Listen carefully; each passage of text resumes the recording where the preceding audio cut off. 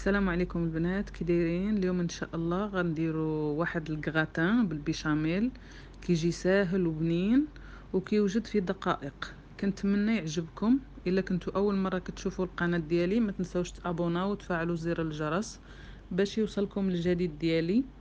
ودابا نخليكم مع المقادير وطريقه التحضير. غنحتاجوا بصله متوسطه مقطعه، وصدر ديال الدجاج، شويه ديال الربيع. عندنا هنا في العطرية ملحة والبزار وشوية ديال القرفة وزعفران وشوية ديال الزيت. وعندنا كذلك لي بات، انا درت الشعريه، تقدروا ديروا العجائن اللي بغيتو. كنديروا كل شيء فوق النار حتى يتشحر، وكنديروا لي بات يتسلقوا.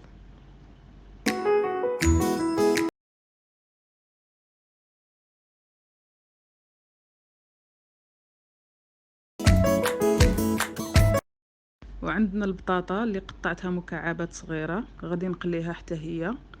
ودابا ندوزو للمقادير ديال صوص بيشاميل، واللي غنحتاجو ليها 2 معالق ديال الزبده والحليب، شويه ديال الملحه، شويه ديال البزار، ومعلقه ديال الدقيق.